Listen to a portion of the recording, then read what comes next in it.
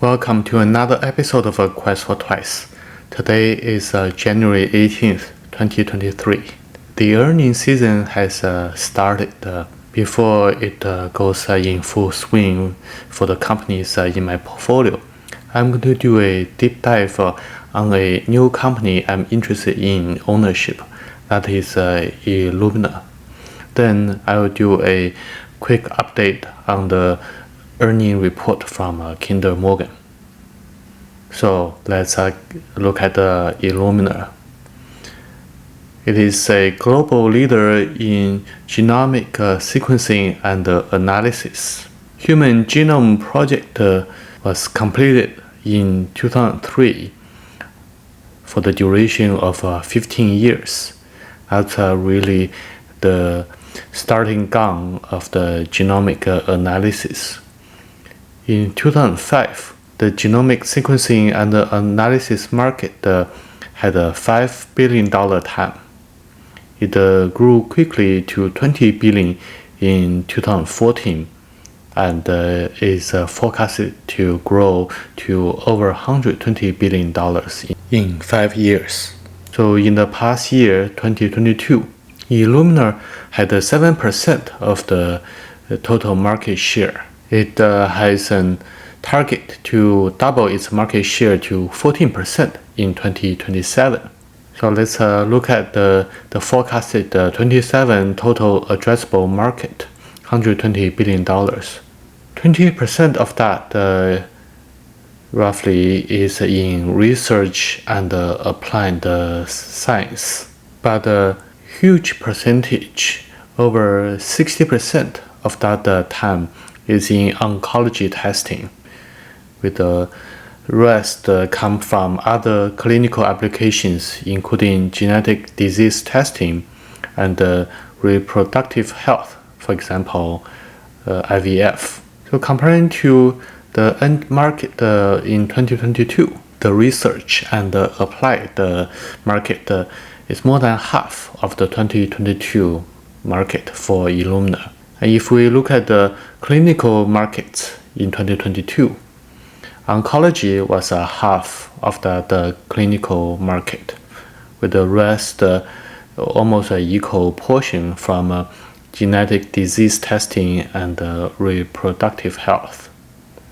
Comparing that to the TAM in 2027, we can see ILMN believe the oncology testing will have explosive growth. Now let's look at it, the historical revenue and the gross margin. As shown in this chart, its revenue steadily grew from about $1 billion in 2011 to almost $4.5 billion in 2022. Its 10-year CAGR of revenue was 12%. We can see its revenue growth it has not been very consistent, with a noticeable dip in 2020. I believe that's because of the pandemic and the impact on the non-essential health service, for example, oncology testing, when the populations were confined at home, not accessing to the hospitals and other non-emergency medical conditions like cancer. It is also noticeable that its gross margin has been rising, although has quite a bit of fluctuations. But we can see that even the recent lower gross margin in 2020 was above 67%, while in the past the lower gross margin in 2013 was below 65%. I believe that's due to the economy of scale. We can also see that the product sales makes up about 88% of the total revenue, with a gross margin over 70%, and the service margin is lower, usually between 50 to 60%. I believe the reason the product gross margin is higher than service is because the consumable has a high margin, and that is 64% of total revenue in 2021, and that translates into 73% of total product sales. So every $4 of product sales, $1 is from equipment sales, and $3 is from consumable sales. So can the double-digit revenue growth continue? Let's take a closer look at the product line from ILMN. We can see they are classified into three categories. One is a high throughput equipment. The leading product right now is a NovaSec 6000. Mid throughputs include 1K and 2K, as well as 500 and 550. This table also provided the number of shipments of each type of equipment in 2022. So the key number is at the bottom of this table, about 23,000 cumulative installed base worldwide. In last year, there were more than 3,200 equipment sold, adding to that cumulative installed base. Why is the total number of installed base important? That's because to run the equipment, they will need consumables from ILMN. So last year, ILMN generated about $3 billion of consumable sales. And if we look at the bottom row of this table, it has a very interesting statistics. So last year, the average pull-through sales for the high throughput 6000 was over $1 million per machine. That dropped significantly to $135,000 and $115,000 for the mid-through equipment. Then the low-through equipment had drastically less pull-through in the amount of $35,000 and $25,000. So although the total installed base for the 6000 is only 1,820, but that generates a huge amount of sales, over almost $2 billion. The majority of the rest of the consumable sales were from the mid-throughput machine pull-throughs. So that's the current equipment product line.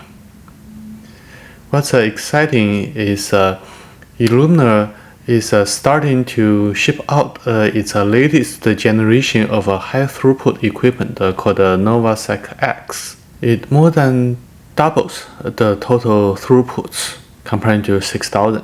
And also, it doesn't use the reagents that have to be kept cold by dry ice. It can be shipped in ambient temperature with the efficiency.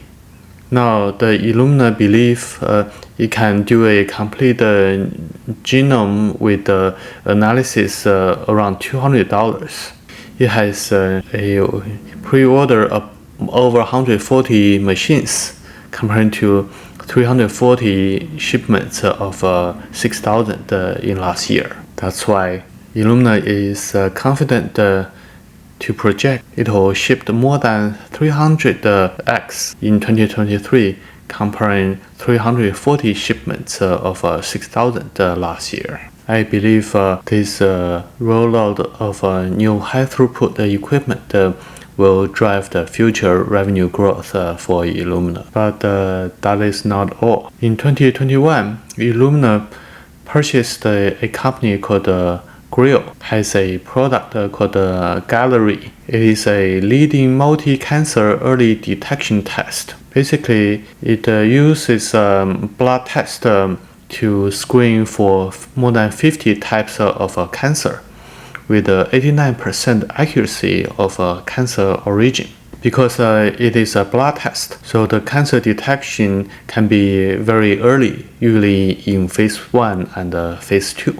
Although uses a blood test, but it actually can tell what type of cancer and the likely origin of the cancer cell in the blood. So that would be very valuable for early detection and then treatment of cancer.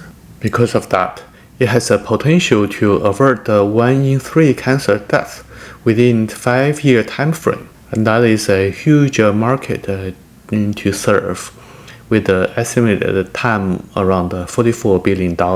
Currently, it's in the late clinical trial stage, with a revenue of $12 million in 2021, $55 million in 2022, and estimated $100 million in this year. So one may ask that since it has not been FDA approved, why can it generate the sales? A key reason is that this test has been rolled out to some self-insured employers. So if they have the greater latitude to use a newer technology, if they believe in the value of the technology in reducing their cost and improving the health outcome of their employees. This is also a weak signal in terms of the effectiveness of the Grail Gallery blood test for cancer screening. Because of the early stage of this test in terms of FDA approval, ILMN expects this segment will have a $670 million operation loss in this year. However, it also expects a revenue CAGR of 60 to 90% over the next 5 years, which I think is totally doable if its effectiveness can be proven. The Morningstar estimated this segment, if standalone as a company, has a fair market value of $11 billion. That's the potential of this new technology. Grail plan to make a final submission to FDA in the time frame of 2024 and 2025, so as early as next year. However, there is a dark cloud. That is, antitrust regulators may force a spin-off of Grail from ILMN, because ILMN is already a leading player in genomic sequencing, and that will be used in cancer screening and oncology treatment. So adding Gallery to its product offering will make it very dominant in cancer screening and treatment. Now let's look at its moat. According to Morningstar, it has a narrow moat, which I agree. That's because of the switching cost associated with its more than 23,000 installed base. So all that installed equipment will need consumables to run. It will be hard for their current owners to switch to new machine and use consumables from other companies. Another source of the narrow moat is intellectual property. ILMN has over 1,800 issued or pending patents. That's driven by its R&D efforts, with almost 20% of its sales went to R&D in the last several years. However, there are strong competitors. BGI, which is a Chinese company, claims it can run $100 genome sequencing, although it's not widely available outside China. So I don't understand what it'll take for BGI to get into the Western market and compete head-to-head with ILMN. Thermo Fisher Scientific also competes in the low throughput fields. So I have no insight in if it's developing mid-throughput or higher throughput equipment to compete more intensely with ILMN. Finally, let's look at its valuation and risks. So we can see in this chart on the top right, the blue line is enterprise value over gross income. With the exception of 2016, that metric always stayed above 15 since 2013, with a high almost 25 reached at the end of 2020. And now it stands around 10. It's lowest since 2017, and if we exclude 2016, the lowest in the last 10 years. And keep in mind that the Grail has no real revenue, therefore no gross income. So the EV over gross income metric it really doesn't take into account the valuation of a Grail, which according to Morningstar is worth about $11 billion, comparing to $33 billion, the current market valuation for ILMN Core and the Grail combined. So the investment thesis is to buy a growth company with a good valuation and getting Grail for free. So what are the opportunities and threats? The growth of clinical use of genomic sequencing will be a long-term tailwind. Its revenue currently is about 45% of the overall revenue. So it's forecasted to grow to over 70% in the next 5 years. And also the rollout of NovaSeq X should drive a multi-year upgrade cycle and pulls more consumable sales given its much higher throughput compared to 6000. Another upside is Grail may become a runaway clinical and commercial success. I think the best analogy is Moderna. Before COVID-19, Moderna had mRNA technology intellectual properties, but no real revenue. Then obviously COVID-19 hit, and Moderna rolled out its first commercially available vaccine, became a runaway clinical and commercial success. So Grail, with its multi-cancer blood test detection, may become a success like Moderna. The last opportunity I see is R&D may drive future growth beyond NovaSeq X or Grail. It's a R&D investment so far has been driving growth consistently. If we look at this chart, the orange line, the return on invested capital, including R&D investment, is roughly 15%, except the year 2020 when its revenue was depressed by the pandemic. So what are the threats?